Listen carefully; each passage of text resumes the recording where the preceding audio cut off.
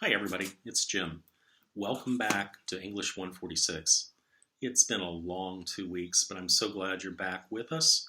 I just wanted to talk a little bit about where we're going in the class and what little things have changed because of the coronavirus outbreak.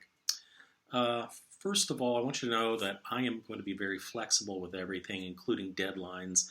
If you need more time, if you get sick, if you're caring for somebody in your family, we can push anything back. All you have to do is email me and let me know. I won't have office hours in person anymore. None of us will at the college. Instead, they'll be held in Cranium Cafe.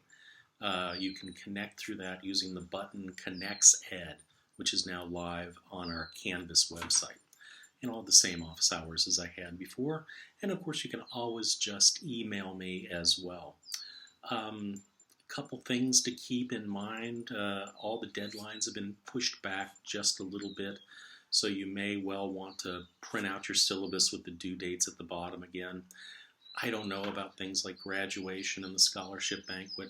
They well may be virtual celebrations of these sorts of things, but I know so many of you are getting ready to transfer, and I'd say just hang in here in the class, do your work. Things are going to be unusual, but we will get through it.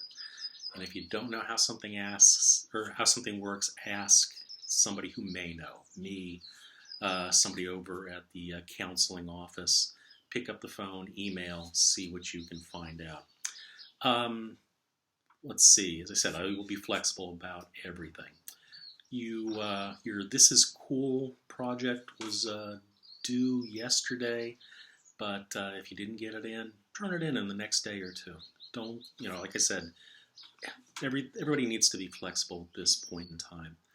Your research paper is due May 10th. That seems like a long time away, but I want to remind you that you've got quite a lot that you have to do with it. You'll be able to get to the library's online sites, which are fantastic. They work really well and offer many of the same things that you would have gotten if you would have gone right into the library itself. But I'll talk a little bit more about that as we get closer to the research paper.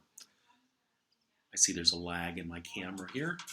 So the last thing I wanted to say was we're entering into the 20th century. We're in Module 3 now.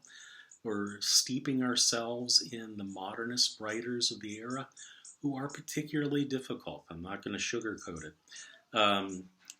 Their philosophy was that time was bent, that everything had sped up and slowed down at the same time. And everything was confusing as the great modernist era was ushered in.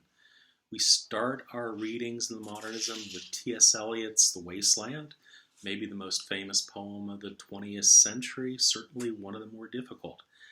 Don't look for coherent narrative. Just as Eliot thought that there was a lack of coherence at the beginning of the 20th century, his art projects the same thing. It jumps back and forth. It begins in the past and skips forward to the present. And by the time we get to the end, he's looking towards the future as he tells you that, as the speaker in the poem tells you that he shored these fragments for his ruin. There are bits and pieces, fragments all throughout the poem, and your job is to try to bring them together, try to make that puzzle fit, which is very difficult.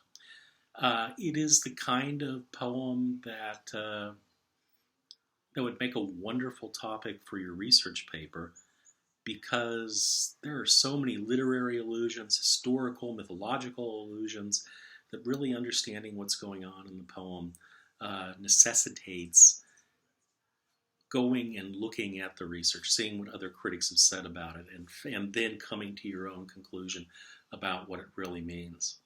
It's also sonically just a beautiful poem. There are lines in there that I don't think I could never forget.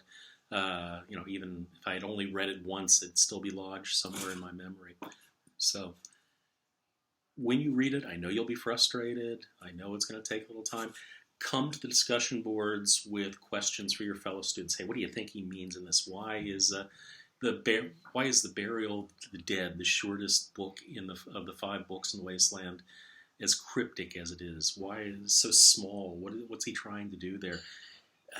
where do we see rebirth in the poem? Bring those things with you. Ask about the various lines and see what we as a community of scholars can piece together. Okay. And Elliot, like I said, we're probably starting with the hardest text of the whole semester. But the rest of the modernists are similarly difficult. Samuel Beckett's absurdist dramas take a while to sort of penetrate and figure out what the meaning is. James Joyce can be very difficult as well. Virginia Woolf, a beautiful writer. I just love her prose, but sometimes it asks a lot of the reader. That's one of the things I love about the modernists. I think they really put the onus on the reader. They respect you and say, you're capable of working this out. But like all good things, it takes a bit of effort to work this out. Anyway, welcome back to the class. I look forward to these next 8 weeks, and let's do this together. Take care of yourselves. Take care of your families. Stay in contact if you need anything. Okay, bye.